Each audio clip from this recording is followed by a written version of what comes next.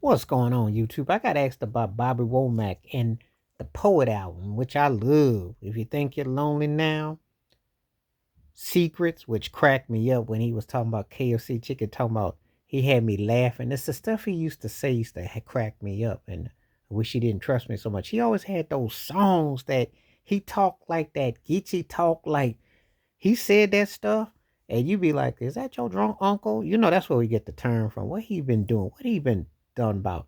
So the question was the Poet album his best album?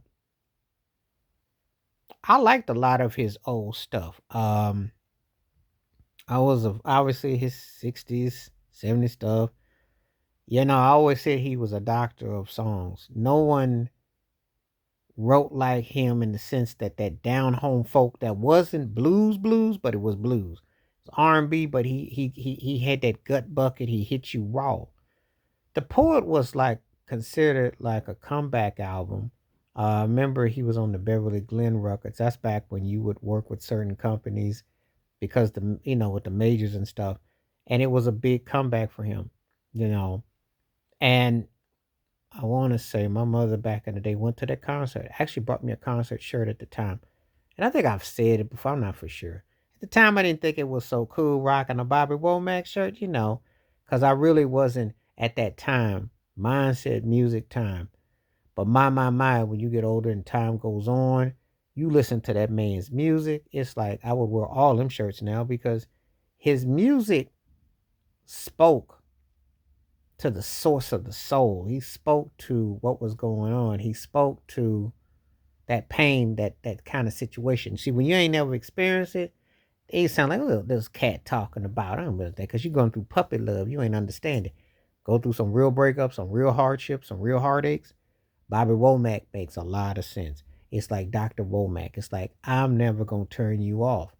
So I did buy The Poet and I was familiar with it. It's just like I said, going through at that particular time, I just wasn't really in that state at that time because you got to have life experiences to understand that state at that level. Listen to that rock in totality. He's telling you a story. The man was an incredible guitarist. He's a producer, arranger, songwriter, an incredible vocalist who dabbled with gospel, R&B, and pop and blues. From the Sam Cooke school, and you could just tell and feel it, and just had soul for days. I did have his book, The Last R&B Soul Man, or something like that. Yeah, I got his book. It's a trip. He was always a stone cold trip. He'd make your sides hurt, even if they were not.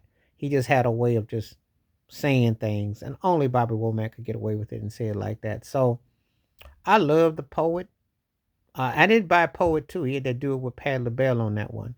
That's the one where he's wearing the red suit with the guitar. But the Poet where he was like doing his thing. And I was glad for him.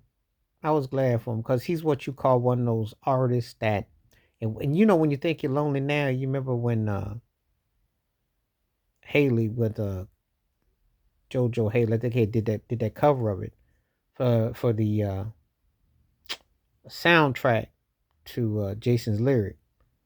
And anyway, it's a huge statement because even though them Haley boys can sing, when you do Bobby Womack, you gotta bring it because people are listening. But the Poet is definitely an album I would tell you to check out, listen to, and put some respect by it. So I do think it kind of summarized his career. I think he had some great stuff, but the Poet was a strong comeback. But let me know what you think. Was the Poet Bobby Womack's best album? Let me know in the comments below. Please hit like, subscribe, welcome thoughts, comments, and I do respond. Thank you. Wash your hands, keep your mind clear. Watch out for another. Share it if you like, and hit that membership. Stay safe, stay blessed, stay woke, stay free, stay true. I'm out. Peace.